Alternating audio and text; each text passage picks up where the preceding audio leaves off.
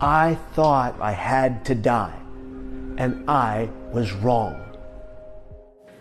I got on the next bus. We began to drive out to the Golden Gate Bridge. And that's when it hit me. I realized I didn't want to die at all. I realized that I said, well, what are you doing, Kevin? Get off the bus. I just wanted the pain to stop. That's the common denominator of people we lose to suicide. They just want the pain to stop. I was walking up to the bus driver hoping that he would see my pain. He'd look at me and say, hey kid, are you okay? Hey kid, is something wrong? Can I help you? The bus got to the bridge. I sat there crying. Bus driver turned, he stood, he looked at me and he said, kid, come on, get off the bus, I gotta go. There was a guy to my left, said to the fellow next to him while pointing at me with his thumb, what the hell's wrong with that kid, with a smile on his face. I thought, that's it. Nobody cares. Nobody cares. Everybody cared. I just couldn't see it.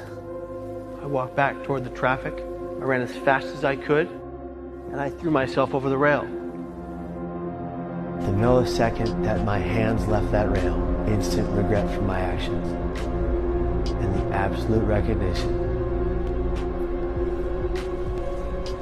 that I just made the greatest mistake of my life. I hit the water. The vacuum opened up and sucked me beneath the water about 70 to 80 feet. My legs were completely immobile. I had shattered my lower vertebrae into shards like glass. But then I opened my eyes.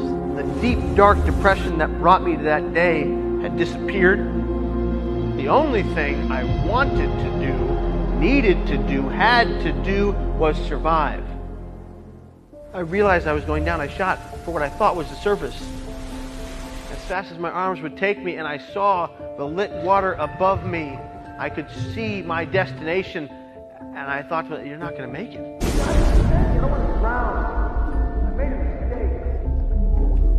I broke the surface, barely made it.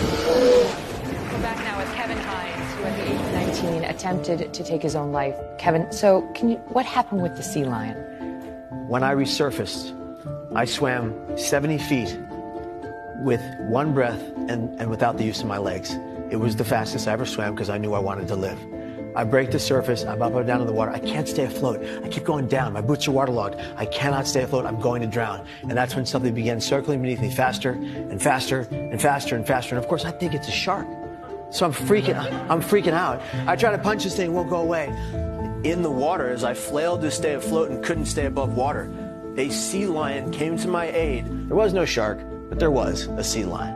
And the people above looking down believed it to be keeping your body afloat until the Coast Guard boat arrived behind you. Oh my God. Well, I got to live here because a creature saw me in danger and acted immediately.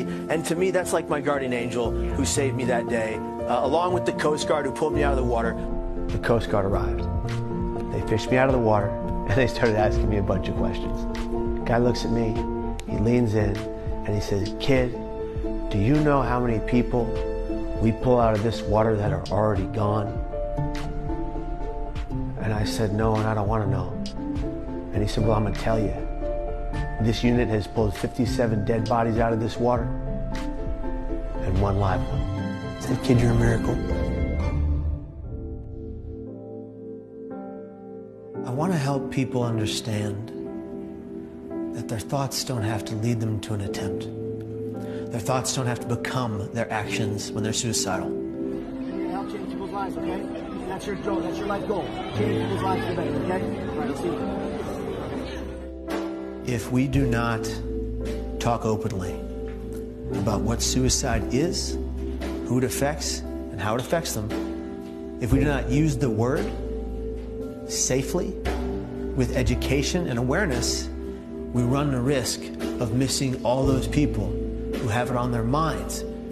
But I say to you now, the next time you see someone in obvious emotional distress, I beg of you to walk up to that person and say something to the effect of, are you okay?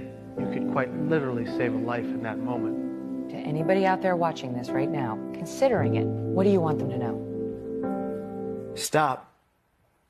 Breathe. One thing you should never do is silence your pain. I silenced my pain for years. I buried it deep down inside me like so many people do, and I lost myself. And it came out in a burst of rage against myself that led me to attempt to take my life. I thought I had to die, and I was wrong. Learn from me.